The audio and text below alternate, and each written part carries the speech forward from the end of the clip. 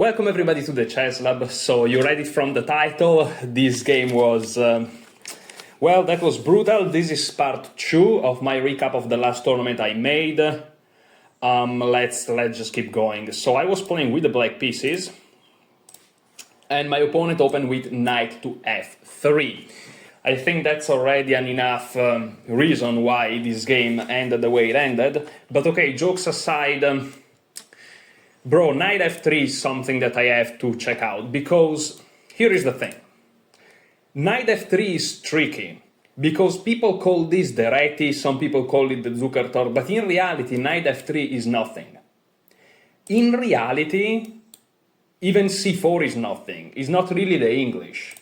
d4, they don't give it a name, it's just the queen's pawn. e4 is the king's pawn, because any opening can happen from that. But knight f3, for some reason, they give it a name, Zukertort. That's very misleading. There is no such thing as the Zukertort. Or maybe there is, but it's not just one knight f3. Right? As you will see from this game. Like, if you think about it, people call this the Reti, but this is not the Reti. Or people call it the Zukertort, it's not the Zukertort. And let me prove it to you. So knight f3, d5, c4, c6, g3, knight f6, bishop to g2, and now I played e6. So, you see, Lichess doesn't even know what the fuck is he talking about. English opening, Agino court defense, Catalan defense, Semislav defense, like, what the fuck, bro? Like, Lichess doesn't know. Now, this is a Catalan setup. Anis Giri, in his course on the Grunfeld, calls it the G3 systems. And let's just keep looking, watching. Knight b to d7. Here I'm basically implementing a Semislav setup. What is this, right? And yeah, I just don't like those positions. d4, bishop to d6, queen to c2. And okay, this setup here, if we go on the Giri's course, is this course here in the G3 systems? Let me see if I can find it.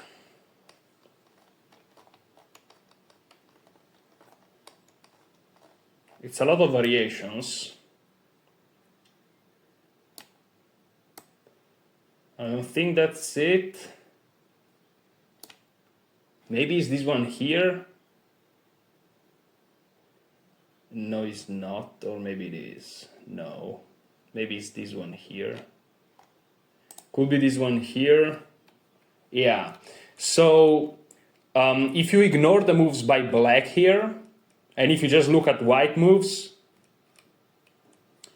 this position here is this position here for white. The fianchetto, the 2 pawns pushed, the queen is here.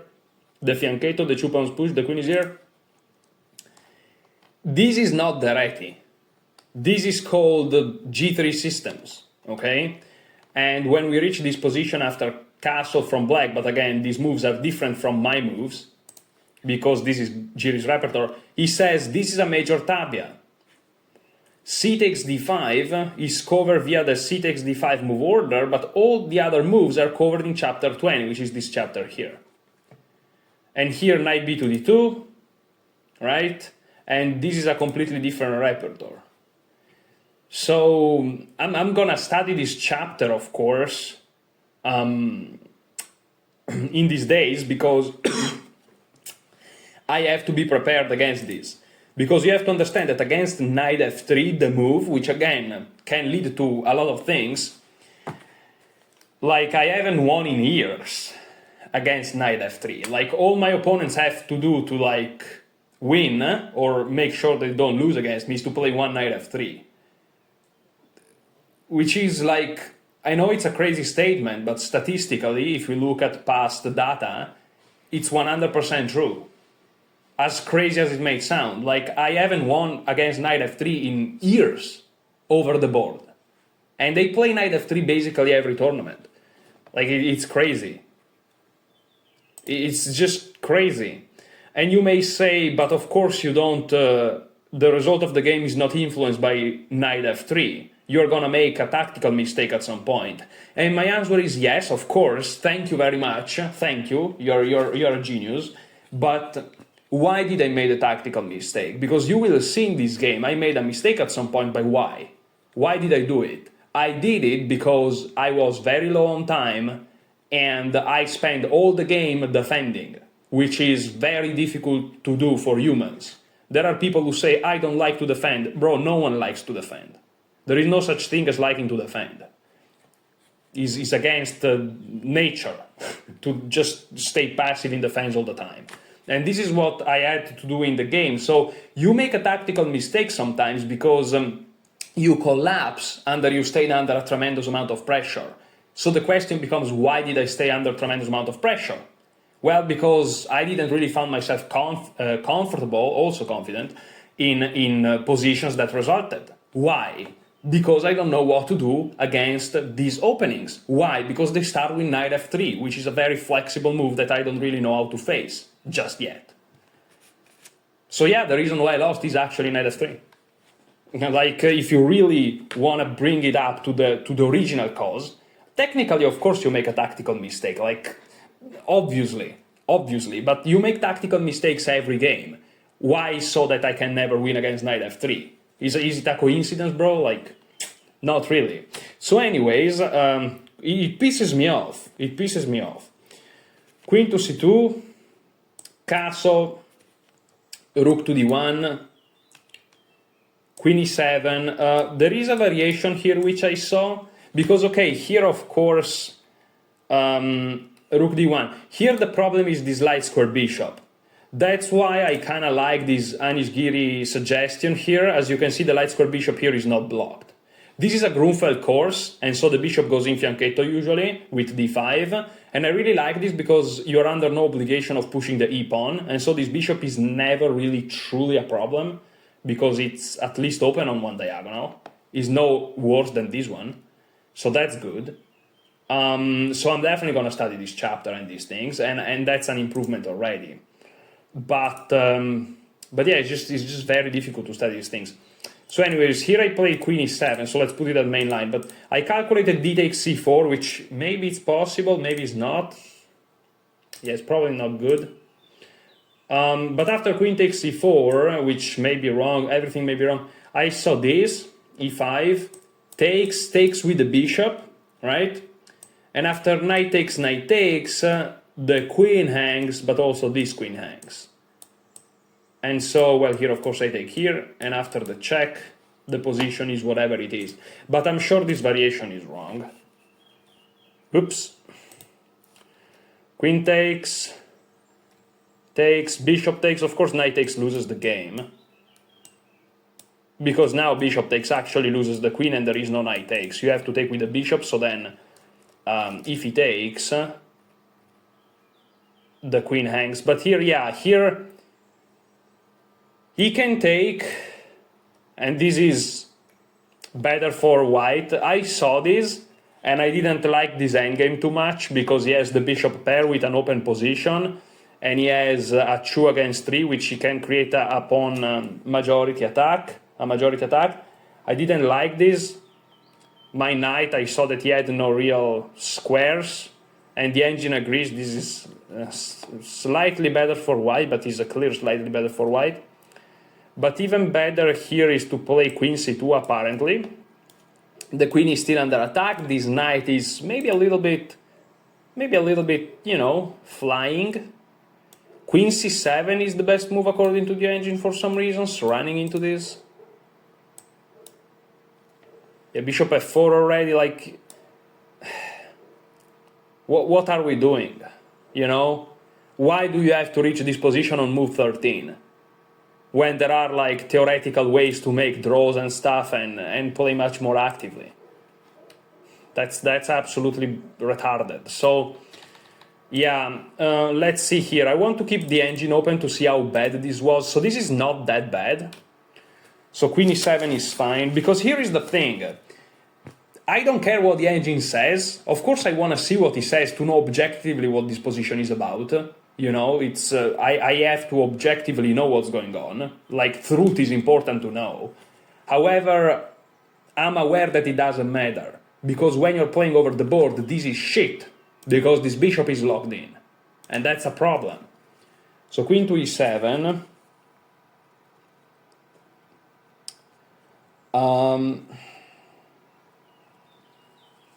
Knight b to d2, yeah. Knight b to d2. Here I played, yeah, here already probably, horrible already. So, yeah, e5 makes sense. C takes d5, c takes d5, knight takes e5, let's see it, e5, c takes d5, c takes d5, well, it probably doesn't fucking matter. Knight takes e5, knight takes e5, queen takes e5, bishop takes c5. I found myself with an isolated pawn. Knight f3, bishop f5, crazy variations. Queen to d2, queen to e7. So I found myself with an isolated pawn, but at least my pieces are now free. So yeah, but even this position, like, this is not good. This is not good, like knight d4, this is not good, man. This is just not good. But of course it's better than what happened in the game. So I didn't play e5. h6 is also a move to prevent bishop to g5. It was in my radar, h6, by the way, but e5 of course was obvious, but I didn't like to have this isolated pawn, which I know it's best because it's the best thing that I can get, but if that's the best thing I can get, you know, it's like, what are we doing? Instead I played rook b8. Rook b8 is really bad. Like, it doesn't take a genius to realize that rook b8 is really bad. Why did I play rook b8, you ask? I wanted to play b6 and keep it very simple and fianchetto this bishop, but I was concerned of take, e4, take, and here I would love to play knight f6. The problem is that I just hang the rook, like this comes with tempo, and so because of this variation I just play rook b8. If my rook is on b8 here, I can play knight to f6 or bishop g7 and just have a nice position, even though he can always go to h4 and prepare bishop h5, so h6, that's why h6 was actually a very useful move. But okay, I play rook b8, but when you play rook b8 on move 9, you know that I don't understand these positions, and I don't even want to understand them, because, like, if there are theoretical ways to not have this problem, like you fianchetto and you never push the pawn, like, just avoid it. Just avoid it. I just didn't know better. My opponent played rook back to e1, which I noticed is one of the best moves. My opponent was playing very well. He played very well this game. So nothing like to take away from him, but of course my concern is how to improve for the next time. So he played very well, but I want to understand how I can play better. That's why I'm focusing on me not playing well and not on him playing good. But he played good. He played very good. Very well. Rook e1. Here b6, okay, now it's coherent, but the problem is that now I'm worse already, so that's the issue. And the problem is that if you have to defend for 40 moves, is good luck. This game lasted 37, by the way, but you know what I mean. So e4, d takes c4, knight takes c4, knight takes c4, queen takes c4, knight f6. Here you may say, did you hang the pawn? No, here there is a tactic. If he takes, yeah, I'm just checking to make sure. Bishop d7 wins the queen. He just traps the queen. Queen takes d6, queen takes d6, bishop f4, gives him counterplay, but is not enough. This is winning for black. The queen has nowhere to go. The knight covered those squares, the bishop covered those squares, the bishop covered this, the rook covered this and this, like, there's nowhere to be gone. So, like, takes, I mean, going here. Queen somewhere, bishop takes, rook takes, but this is not enough. This is almost minus 4. But this is, of course, something that he told me that he didn't necessarily see bishop d7, but he was like, I'm not taking this pawn. which makes sense. Like intuition sometimes makes the job for you. So knight f6, queen back to e2, bishop b7, knight e5. Yeah, c5, bro, I should have played c5. c5, of course, I consider it, but like, what did I... There's something I didn't like about c5. I guess this. I didn't like this. Why didn't I like this? What is wrong with me? Why didn't I like this? What is wrong with me? What is deeply wrong with me? What is deeply wrong with me?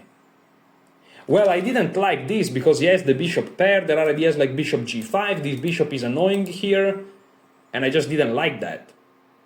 But of course, now that I know how the game went, I should have played c5, so c5 was the crucial moment. Instead, I didn't do it because I didn't like to give him the bishop pair. But again, this is the mistake that my opponent made in round 2, and here I made it myself. I'm like, I want to keep the bishop pair. So you have one idea which is, I want to keep the bishop pair, and another idea which is, I leave the bishop pair, but I free my pieces and hold my position. And which one do you follow? Well, the bishop pair is a real thing, but it doesn't fucking matter compared to freeing all of your pieces. So here I made this mistake. Here I just made this understanding-ish mistake. Yeah. I should have just played c5, understanding that the bishop pair is important, but more important is to free all of your pieces. And I should have been okay with that. And I should have understood that the bishop on c6 is actually not an outpost, because there is no pawn supporting it, so it actually can be chased away. This is something I completely failed to understand. And I guess that if he defends it with the queen, then he can be chased away again. So he has to go back. Yeah, here bishop d4, but maybe h6 even. Yeah, h6 is totally fine, b3. Now bishop d4 makes sense. Yeah, and here it fizzles out in a draw. There's nothing here. Rook f to d8. Look at how beautiful this is. Because my pieces are active, and this bishop is doing nothing. Because the dark squares are crucial here, and the bishop is just doing nothing. There is no outpost here or here. Here it's controlled. By the way, not because of the pawn, but because, like, if I take with the pawn, I lose the queen, but here there is knight takes, pawn takes, rook takes, and I win a pawn, and my position is super active here. But okay, I completely failed to understand this. That's very, very bad. Very instructive too, so it's not like, even when you lose, or maybe even especially when you lose, you learn a lot. So that's the positive aspect of losing, is that you learn a lot, if you allow it. And I do, definitely. So that's what's good about it.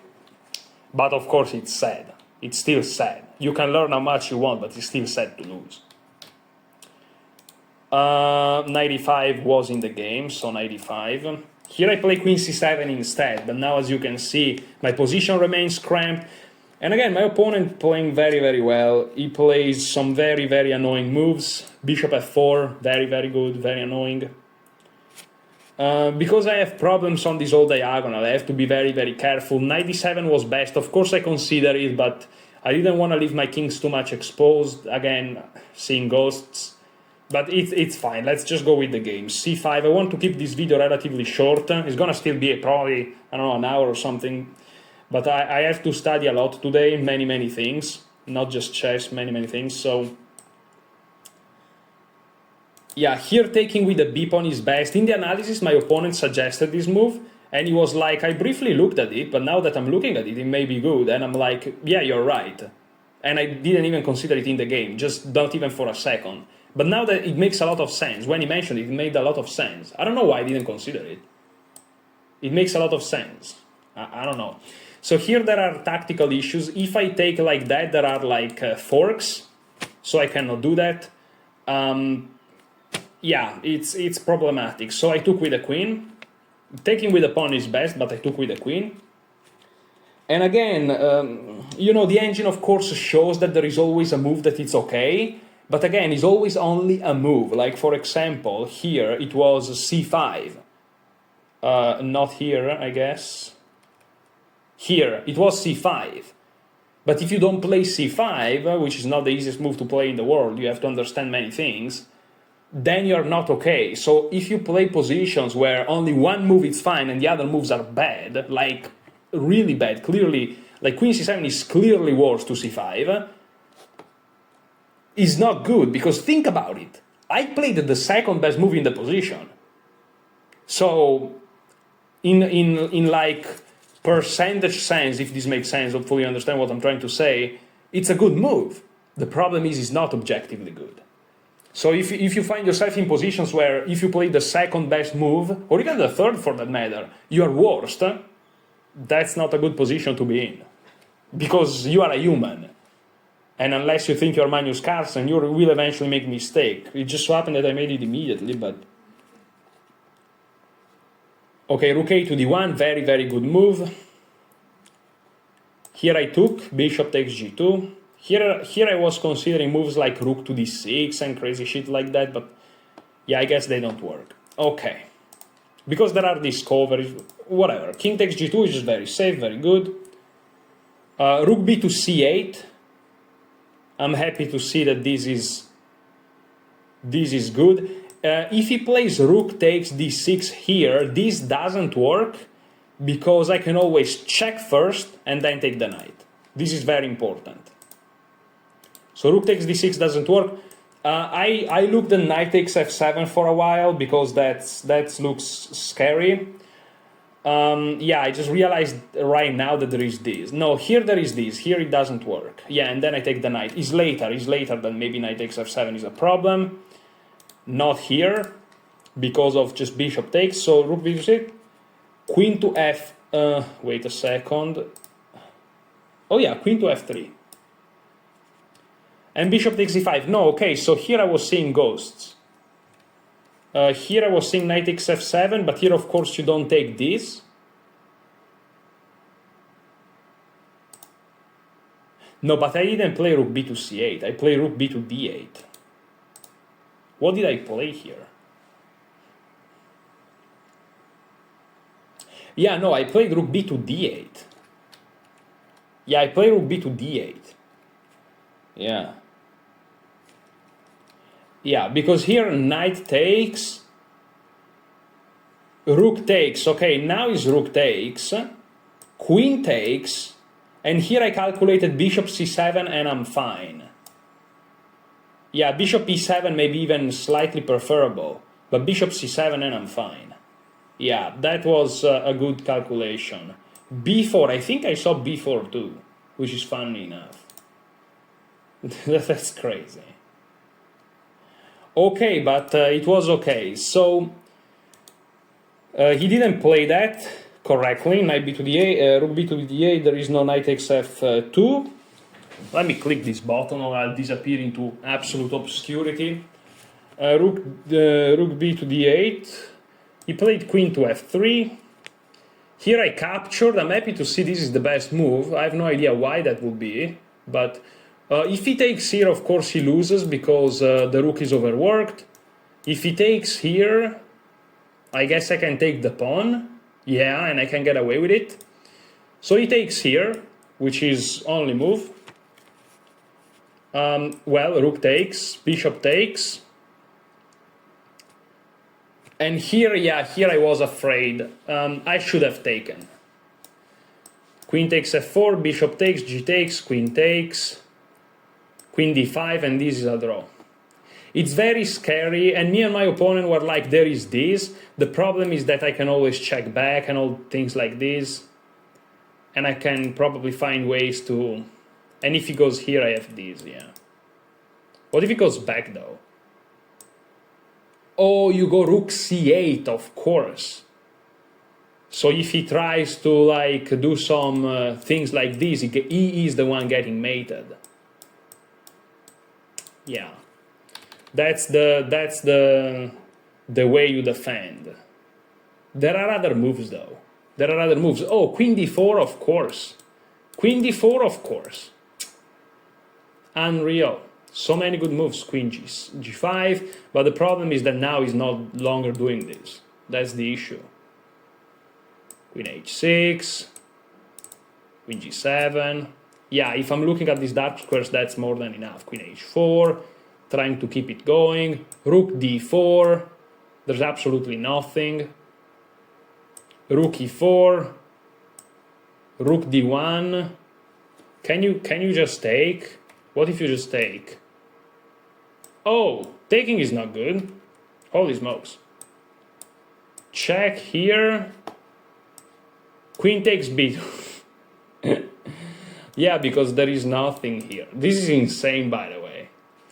But yeah, there was never a problem. There are easier ways than the variation I just showed, like rook c8, but there was never a problem. Instead of taking the pawn, I got scared, which again, you see, it's humanly difficult. Now it's obvious, but it's humanly difficult. And of course you consider queen takes, but it doesn't mean that you actually do it. Yeah, knight e8 was better. It just was the practical choice. Here I had 14 minutes in a very complex position. Knight e8 defense g. I should have played that, but I played this move, which is bad. Rook d1, a move I saw that I thought it wasn't good, but rook d1, queen takes. Here I saw this, but yeah. Rook takes d7 immediately is even better. That was suggested by my opponent's son, who's a very, very strong player. Actually was happened to walk by, and he was like, we were analyzing this, and he was like, oh, you can actually take immediately, because I was considering this. But this is just a draw after g6. There is no way to defend this knight, by the way. But he was like, no, you can actually take immediately, and here you are in trouble if you take there is mate. So that was a nice found by this guy. I have to play rook f8 because the rook is under attack, and also f7. And here my pieces are just much more passive, and he can do whatever he wants. If he takes here, maybe I take these, I guess.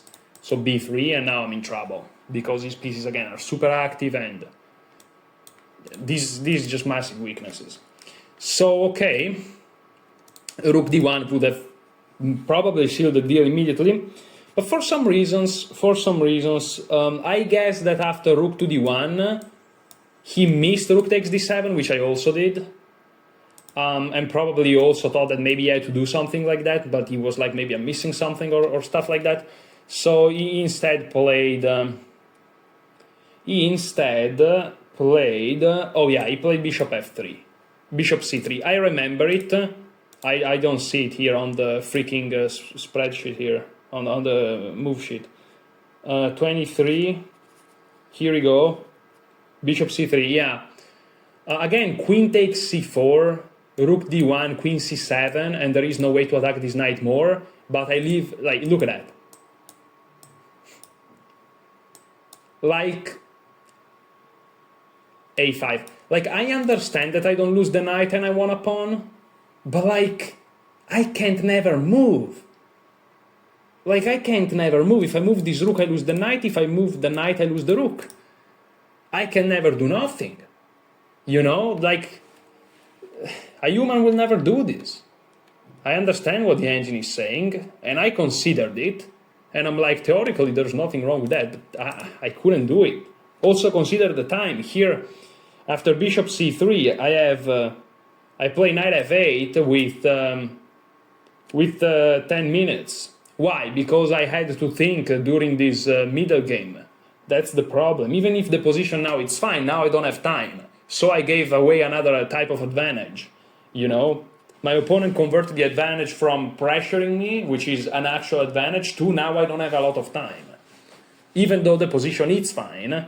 Like here it was plus 0.8, 0.7, but I managed somehow to bring it down to almost equality. But the problem is I have no time. So it's still shit. Queen g4, threatening mate. I play knight g6. h4, threatening h5. I played h5 myself. And even these moves, you may say, well, you're playing correct moves. Yes, but he's bleeding my time down. Now I have 2 minutes and 39. Like, defending is horrible, because even if you are able to defend, which I managed to defend, now the position is equal on move 25. But it's difficult for me, and I don't have time. So it doesn't matter then it's equal. It doesn't matter, 0. That's why the whole problem is in the beginning. That's why I have to fix that. H5. Queen back to E2. Here I played Queen F5. I was very proud of Queen F5. It turns out it's not that great. I just wanted to control this square. No, it's actually okay. Queen F5, Queen F3. Queen takes F3 was fine, but again, when you don't have time, you just cannot do it, which, I don't know, maybe it was stupid, maybe I should have done it. Maybe I should have just taken the queen, and so I had a much simpler position, but I didn't like the fact that his king is so active. And you see also, if you don't have a lot of time, you see stupid things. Like, why you don't just take? This king is going nowhere. You just move the knight, as you can see here, and then if anything, you play F6 to prevent his king from advancing, which I saw. I don't know what happened if he takes here, but whatever. there are complications still. So Queen F3, where is it? 27. Queen C5. Queen E4. Rook C8, trying to attack this pawn. I can hear you, but you're playing well. Yeah, but bro, I have 1 minute now. Rook D1. Queen takes C4. Here we go. Now it's wrong. And I had, after Rook D1, yeah, Queen takes C4. I played with 38 seconds, like. And by the way, after Queen C4 there is 38 seconds, but it means that when I played the move, before clicking the clock, I had 8 seconds, and after I click it's 38. So I had 8 seconds playing this. Like, here I had 8 seconds, boom, and now I have 38, because there is the increment. So I was down to seconds. Like, is it a coincidence that when I'm down to second I make the crucial mistake? You figure. So, yeah. And why do I was in time trouble? Because I had to defend this position. You see, it doesn't matter that I defended, I'm not saying perfectly, but very well. It doesn't matter, because then I'm down to seconds. And as soon as I am, boom, mistake. A blunder, even. Here the best move is to take, play Rook D8, and then I'm forced to go here, and then Rook D7, and it wins. But they played this check, which is the same thing. And here I play King H7. I'm happy to see this is good. Yeah, but even here, yeah, my opponent was right. In the analysis, I was arguing that maybe this was okay for me, but it wasn't. He has A3 here, so if he manages to play Bishop B4, he wins the game. So he plays A3, trying to do that. I play A5, but now there is Bishop E5, okay, trying to go here, and then this is lost. And what do? Not much. This is just over. You will win the piece. +4. There is no way to defend against this. So yeah, terrible, man, terrible. Queen takes C4. Instead of Queen takes C4, I should have played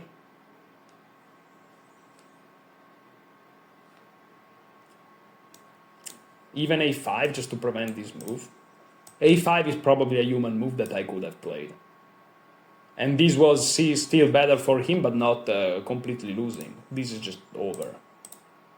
And here I managed to play King H7, which is decent. I play King H7, by the way, not because of the variation I showed you, but because I couldn't figure out what to do against Queen to E5, which is wrong. He wouldn't have played it, though. He would have played the best moves. And you know why? Because he had the time, and I didn't. If you have time, there are chances you play the best move. Whatever. All right, Rook D8, King H7. What did he play here? Well, we basically transpose to the same line. We are on move 30. King h7, queen takes c4, rook takes c4, rook d7, and this is just completely over. It's funny how rook g4 is up there, but it's obviously absolute trash. Yeah, king g8 of course was best, rook takes h7, and this is losing because you managed to win these two. But at least like you can try to hold a little bit maybe. But again, bro, I had seconds. You don't understand, when you have seconds, like I wasn't even writing down how much time I had at this point because I had second. I couldn't, and my writing is horrible because I couldn't even write. That's how bad it was. 30, like literally playing on increment. Rook g4. The idea is knight takes with check. Here he played f3, and you may say, can't you just take with check anyways? I can. I didn't do it because if you do, you just play king to f2, and two pieces are hanging all of a sudden, and I can resign immediately. Funnily enough, rook g4 is still up there, but yeah, after rook g4 f3, I have to move away. Knight takes h4. The position is so bad that knight takes h4 is still the best move, even though it loses. But of course, I couldn't just play that because humanly speaking, if you lose a piece, it's over. So I play rook a4, defending the pawn. Rook takes f7, and it's not just about rook takes f7. It's about the fact that this collapses. I have to play e5, but then this is terrible.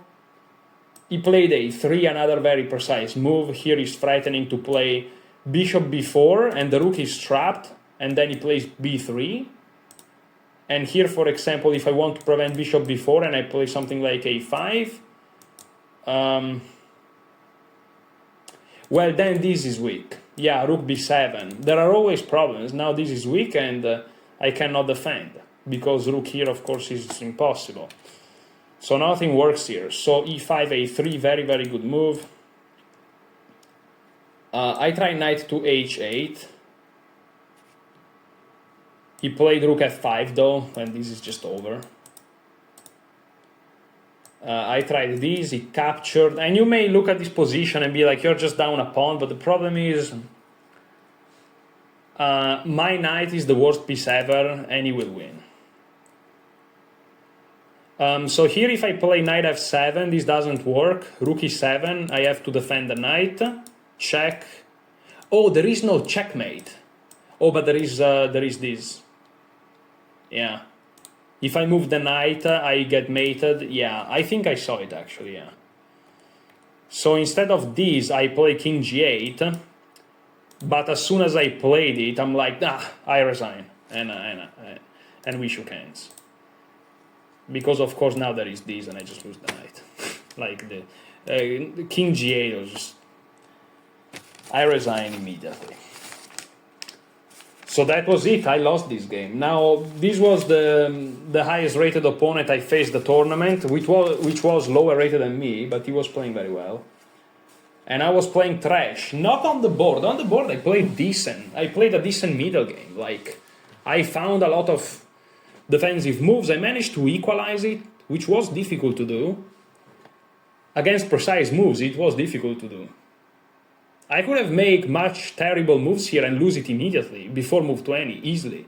But I managed to equalize it for move 20, even 25 here. But then, of course, with seconds, I played the crucial mistake. Yeah, that was a tough game, but...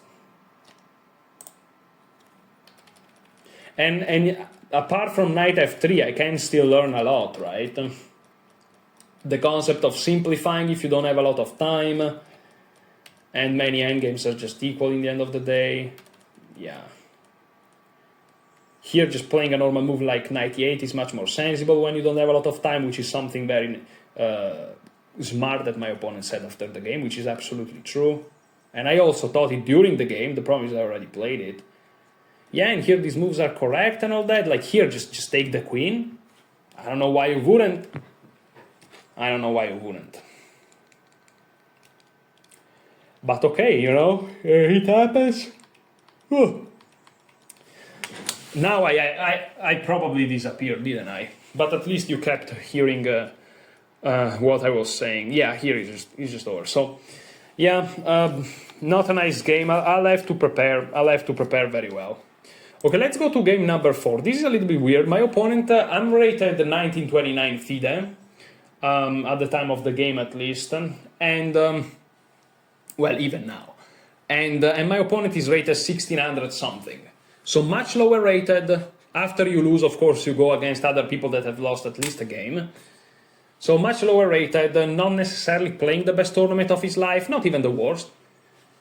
So I'm playing with white pieces, I should have an easy victory, right?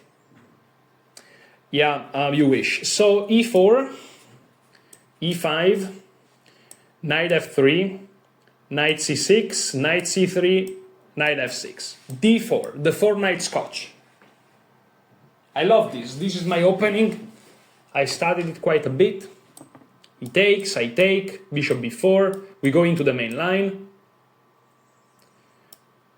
Bishop to d3.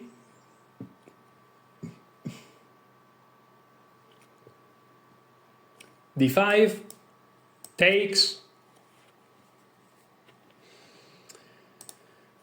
And here it happens. So first of all, this is a quite drawish opening for white. As you can see from the results, a bunch of draws. So it's not like very combative. At the amateur level, it's probably much better, and I was playing like at the club level, I should say, not amateur, at the club level. And I was playing a club level player. I'm a club level player too, for that matter. Sometimes I have nice games, but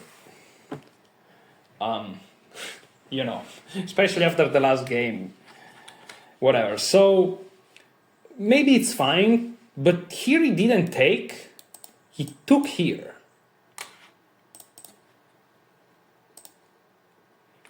Okay, b takes, I mean, there's not much else I can do.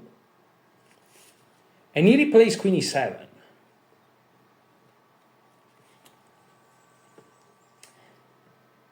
Yeah, and here I play bishop e2. Now, of course, I consider queen e2, queen takes, bishop takes, or even king takes. But I don't know, I just didn't like it. But the point is, I have the bishop pair, the position is relatively open, I'll manage to castle easily. So there are arguments to be made. I have the b5 for the rook, or the d and e file if necessary, and they are open or semi-open in my favor. But I didn't want to trade queens, which is very primitive thinking. He took with the knight, of course. Again, the general principle is you take with the pawn, but taking with the knight actually have massive tactical threats. I played queen d3. There are implications. If you just defend with the bishop, there may be issues, and you cannot castle and stuff. So I played queen d3. Play bishop g4. He's already slightly, I mean, you know, move 11, playing with the white pieces against lower rated opponent, minus 0.1. That's definitely not good. f3.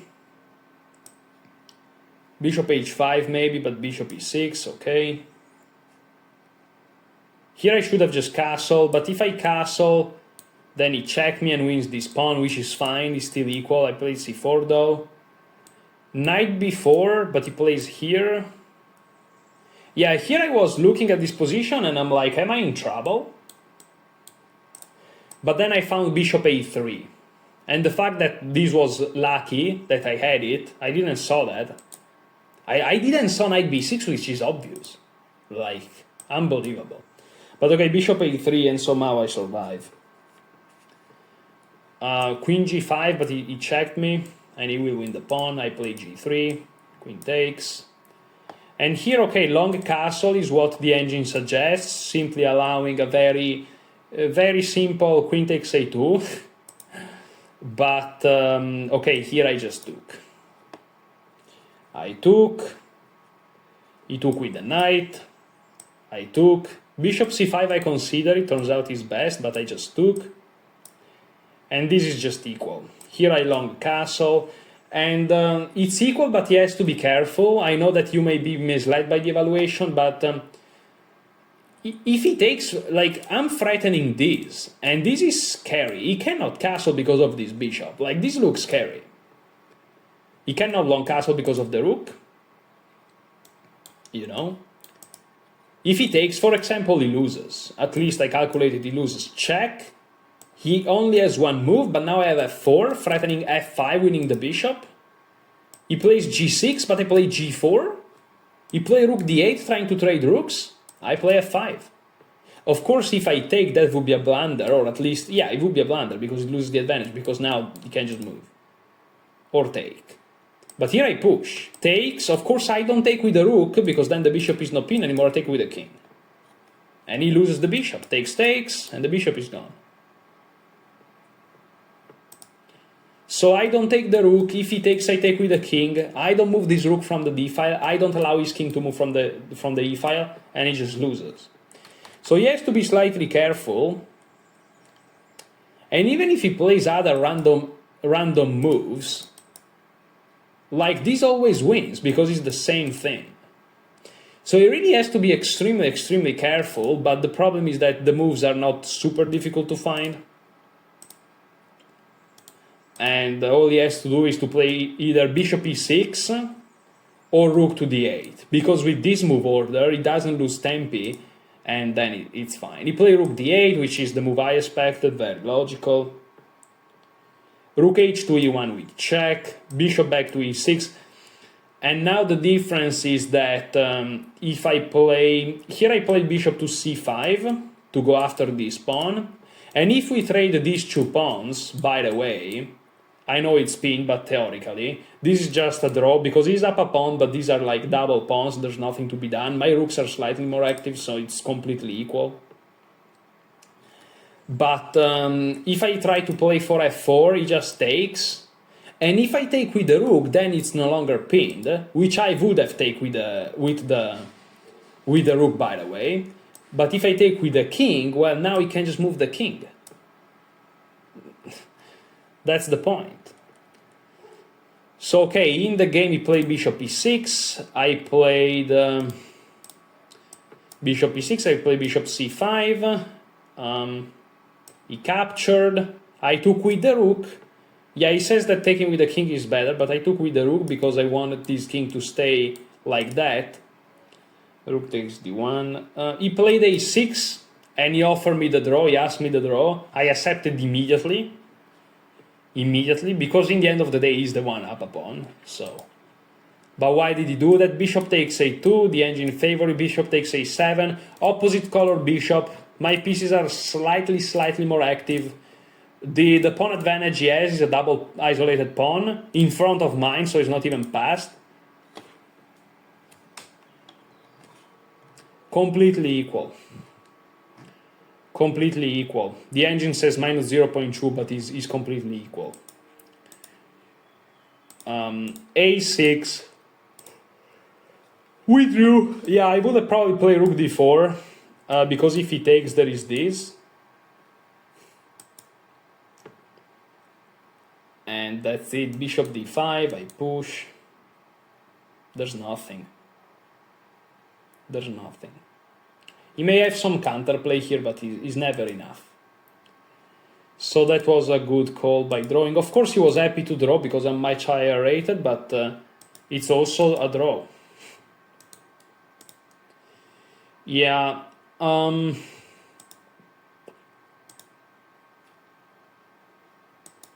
Yeah, really a dry game, a really sterile game, but...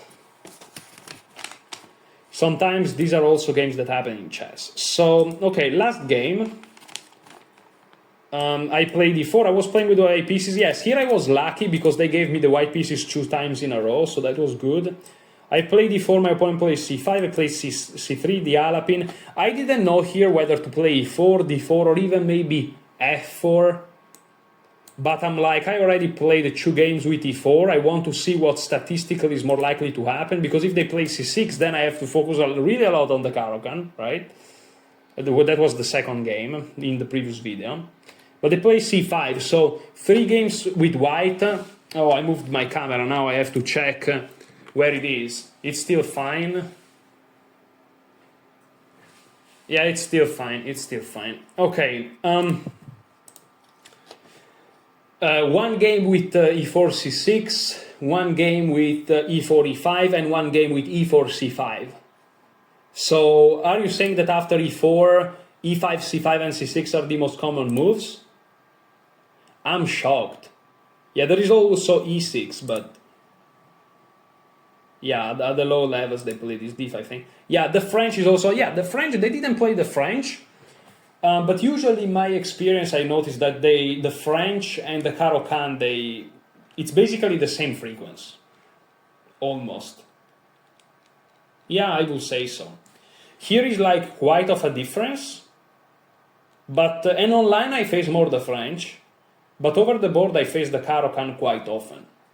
And the French, I face them both. It seems in an equal way. But I haven't played like hundreds of games, so... So anyways, I played e4, c5, c3, my opponent played knight to f6, my opponent was rated 1850 or 49, well, around that rating. And yeah, I was young, you know, so serious game. Knight f6, e5, knight d5, knight f3. This is theory, by the way. Knight c6, bishop c4, knight b6, bishop b4, c4, bishop c2. And here he played d6, d5 or d6, it doesn't really matter that much. And here, you know, instead of d6, in my preparation there was queen c7, which is actually the main move at the master level, wow. But yeah, I thought that d6 and d5 are the main moves. d6 and d5 are interchangeable because after d6 you are supposed to take, and after d5 you are supposed to take, and this is the same position, whether you take en passant or directly d6. So d6, if you see that d5 is main move, d6 is the same. Oh no, so yeah, 24 plus 17 is like 41. No, but 54 is still more played. So yeah, I was prepared against queen c7, so I should prepare against d6 and d5, I guess, because this is actually very commonly played. So this is something now I know. And by the way, I knew it because I have the course of Ganguly on the Alapin, and basically the main chapters are on d6 or d5. And queen c7 too, but like, he's saying you should study both, and I just studied one, so... Well, I took, that I remember that you are supposed to take, he took with the queen, and here I couldn't remember what to do. I was thinking that maybe castle was the move, and it turns out he's right. I checked Ganguly's course yesterday evening, or yesterday night, and castle is the move, with ideas like knight a3 and stuff, but I played d4, which is, I mean, it's very natural, but that's the point. That's why black has a pawn on c4, so that they can take. And here I took, he took, I took, and again, this is very dry. This is actually slightly better for black. Because of e5, yes, we looked at e5 after the game. However, he didn't play e5. This game, the way I started to explain this game, maybe you think that it goes in a certain direction, but it's actually a weird game, this one here. Because he played g6. And already the engine is like g6. Because his idea, he told me after the game, it was to like create something here, which I understand. But at the same time, it's like, I'm not too unhappy that your bishop is biting on granite, you know what I mean? So g6, here I just castled. He played bishop g7. I played rook e1, I'm happy to see I'm finding good moves. And here, I think he started to see ghosts. Yeah, we talked about after the game, he started to see ghosts here. But I mean, it's the 5th round, and you know, it's tough. Tiredness is a thing. This is also something that if you play over the board tournaments, even if you play online, but if you play over the board tournaments, you really know that. Like, being tired is a thing. Because in 3 days, this tournament was 5 games over 3 days. Like, in the span of 3 days, you think, like, let's say 2 hours a game or 3 hours a game, like 3, 4, 12. You may spend 12 hours of like brutal brain activity. Is really brutal. Like this game here, the game number 2 that I showed in the previous video, it tired me a lot. And the third game, I still managed to play a lot of decent moves. Unfortunately, I lost it. But it tired me too, a lot. It's no surprise to me that the fourth game was just a simple draw against a much lower rated opponent. And I played some very primitive moves like Bishop E2 instead of Queen E2. I'm not surprised at all. Like, tiredness is a thing. And this is something that, of course, the engine will never consider. But as a human, you have to keep these things in mind. And this speech is more about my opponent in this case, but is really to anyone. So rook e1, a6. He played a6 because here, if he castles, which is the best move, there are ideas like bishop b5, and I'm threatening both to take and take. And if he defends with whatever, bishop e6, let's say, I kinda create this weakness. But now all of a sudden, his ideas make sense, and this is minus 0.7. And you may say, well, then why did he play a6 to prevent bishop b5 if bishop b5 is not really a threat?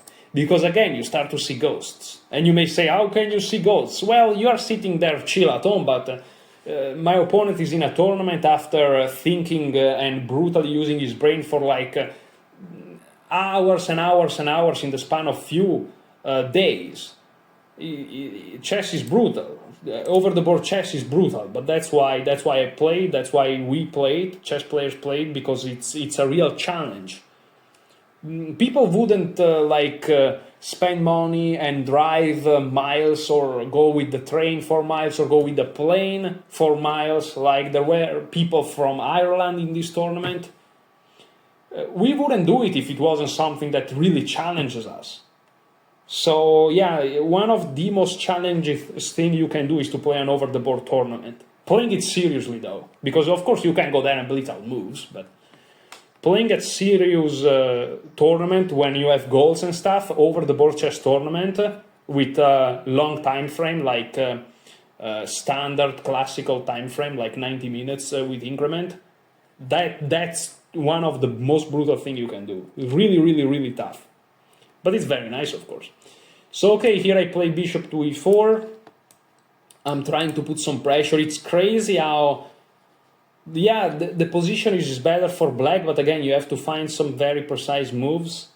Again, there are some ghosts. He could have just castled. Takes, takes, takes. Yeah, bishop e6, my rook is just trapped.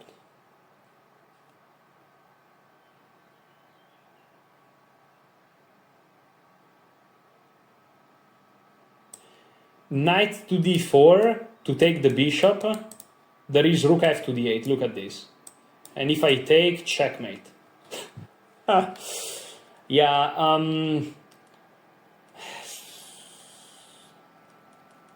Yeah. He could have just castled. Unbelievable.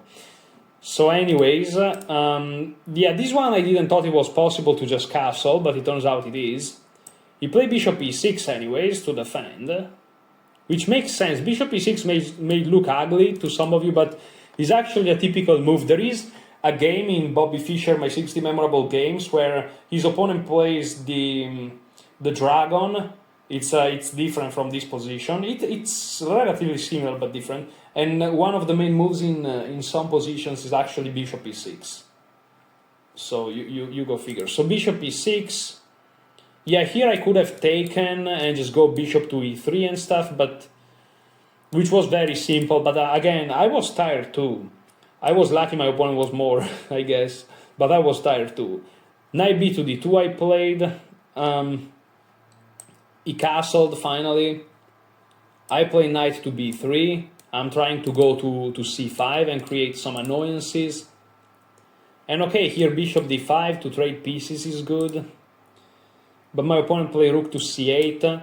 And rook to c8 already, yeah, this is a mistake as you can see, because it goes from slightly better for black to slightly better for white.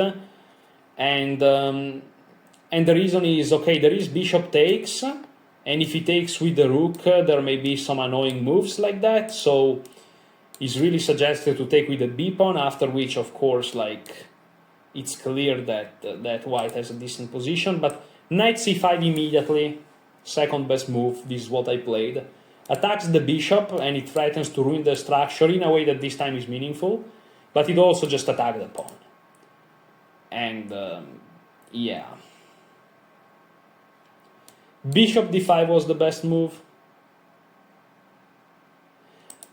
But my opponent played, what did he play? He played knight d8. And this is just collapse. This is just collapse. The best move is knight takes, bishop takes. So the problem is that after knight takes, I was afraid of pawn takes, which is of course retarded. But I'm like, I don't see a way to win. Again, I was tired. I'll admit, guys, I was tired. I wasn't confident I could win this. And I know that you're looking at this and you're like, this is the worst thing I've ever seen in my life. I agree, but still, I'm not sure I could win this. So I just went for the pawn, which, to be honest, is a very good call, because if you are tired, your opponent is tired, just winning a pawn on move 18 can really mess up the mind of your opponent. And because I know it would have messed up my mind if it happened to me, and here you have to find the super precise defense, and you're still worst. If you don't play like perfect chess, you collapse. The problem is you cannot play perfect chess when you're tired like that. You cannot do it. If I was my opponent, I would have collapsed the same way. I just want to make this clear. He played knight a4, which in his defense is actually one of the best moves. I played knight d4, very nice. Here there are many problems. He's threatening things like this. And I have to make sure this doesn't just hangs. f5 never works, but I have to make sure it never works, because I can take, and I win pieces and stuff. And after this is not really the end of the world, because I can always move with tempo and defending both the rooks. So he will just win an exchange, and if you have to sacrifice a piece in the end, he wins nothing. So, or two pieces for the rook if things comes to worse. So, you know, which is fine, especially after I won that pawn. But you know, eventually I realized, and I was thinking all these things, and I was thinking like bishop c2, and I was thinking knight a5, but then takes is actually now a triple thing. Oh, and then I realized, wait a second, bro. So this proves that I'm tired too, because here there is a much simpler move, which I played it, which is knight d4. Why is knight d4 such a simpler move? Because first of all, it improves the position of the knight, which is never a bad thing. It centralizes a knight. That's literally the first move that comes to your mind. It was the last for me, and I think I took for a while here. So, or at least it seemed to me to be a while. I played knight to d4. Yeah, it took me 9 minutes to play knight d4. Yeah, I was tired and I didn't really want to play chess, so 9 minutes for me, it was a lot at the time. It seemed more. It seemed more, to be honest. I moved my microphone, you probably heard weird things. But okay, playing knight d4, very logical. It closes down the diagonal. And that's it. That's it. If he takes... No. It doesn't work, because now there are no tactics anymore. I can always play b3 and the bishop out with tempo and stuff. If he takes, knight takes, bishop takes, everything is falling apart. Like, now I have a 2 against 0 and I win the game. Like, and if he goes to, let's see, to c2, attacking this pawn, the end is like just h3, bro. Yeah, bishop e4, and he can't even take the pawn. Yeah, he's basically, yeah, bro, oh my goodness. This is terrible, terrible. Knight d4. I'm happy I found knight d4. I almost was not finding it. So even when it's like, even when it seems over, you may think, okay, this is over, of course, right? For black. But it's not over. Knight a4, you have to find knight d4. If you don't find it, maybe black has counterplay. So knight d4 seals everything. And here is where it truly is the collapse. My opponent played rook b8. And this is total collapse. Rook b8 seems like a great move, because after I take, it looks like that he takes, and this is under attack, and if I push, this falls. The problem is there is a fork, and it's over. He actually played this, which proves that he was really, really tired. We were all tired, man. Like, I was just lucky that he went in my way. He should have played this, of course, but at this point, there is no attack here anymore, and so I can just take. And here it's funny that the best move is king f1. This is just insanity. Here he's not even threatening this, because if he does, I can get away with bishop h6. It's completely insanity. Does this wins?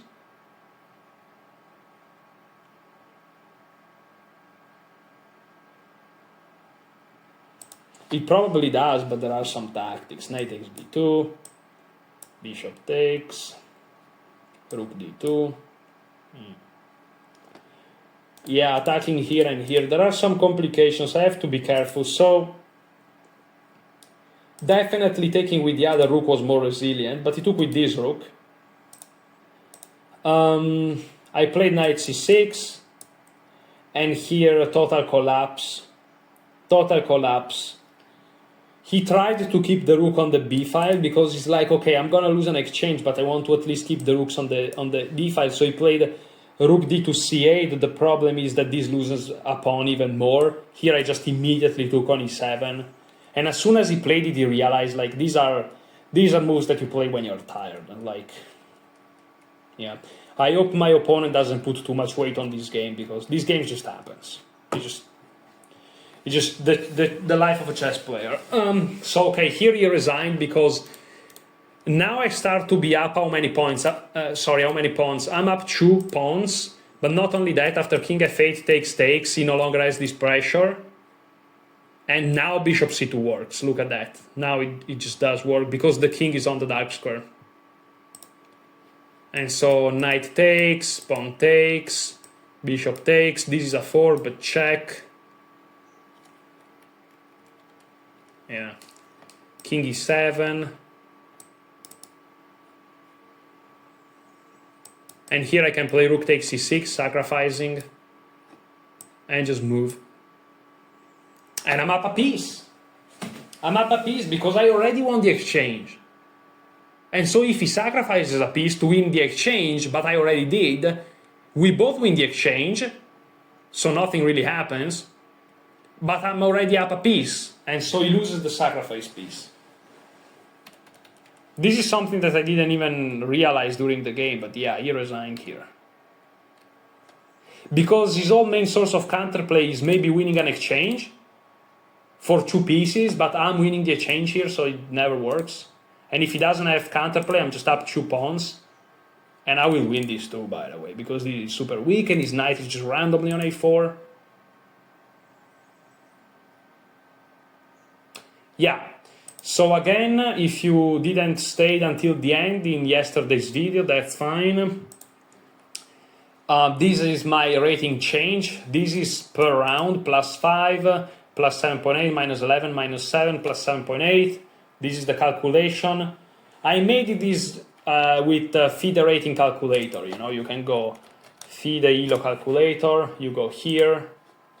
You put your rating 1929, you put your opponent rating 1849 or whatever it was, the score I won, the K, you start with 40, but there are other type of K, mine is 20, you calculate +7.8, and this is +7.8, right, similar to the second game I won.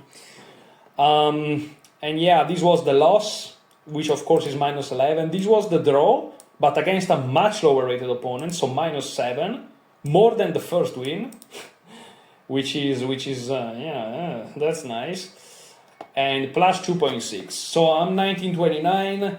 If this calculation is correct, which may not be for some reasons, but it should be around correct, I'm probably gonna be next month 1930 or 31 or 32 or whatever, depends how much they round it.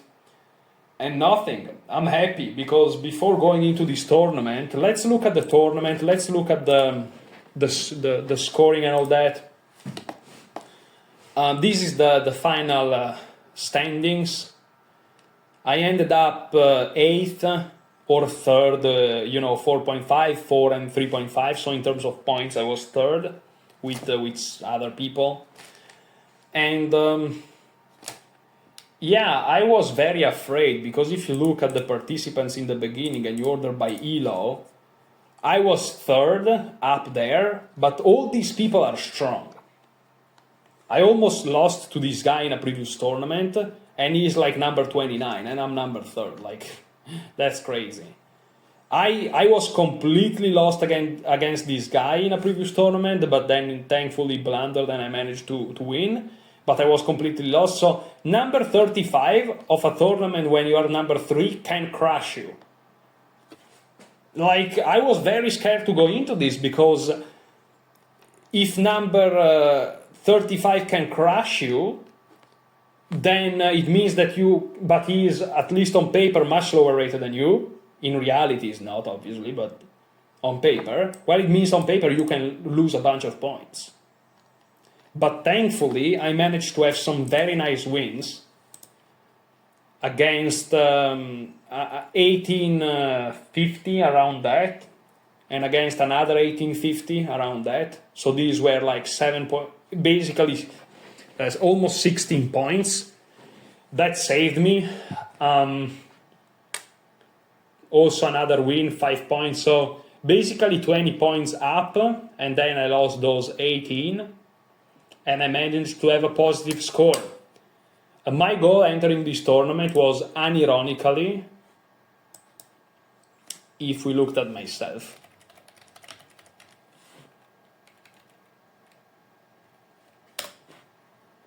(1929). My goal was like, okay, don't lose 30 points. You can lose 29 and go 19, but don't 1900, but don't go below that. That was my goal. And so the fact that not only I lost less than 30 points, but I actually managed to gain some points in such a mathematically unfavorable tournament for me, well, that was very, very good. So I say mathematically unfavorable because, again, on paper, they are much less likely to beat me, but in reality, that's not the case. So the amount of points I can lose compared to my probabilities on paper before the game is skewed against me, if that makes sense. In fact, this guy here, which was the one that defeated me, 1893, like, he was playing at a 1950 level, even 2000, to be honest. He was playing very well, very well. But on paper, he's lower rated than me, so... Not by a lot, thankfully. Not by a lot. That's why this tournament ended up not going tragically. But he could have easily be rated like 1850, 1820, and he would have crushed me anyways. So it went well in the end of the day. Thank you so much for watching. Enjoy your chess.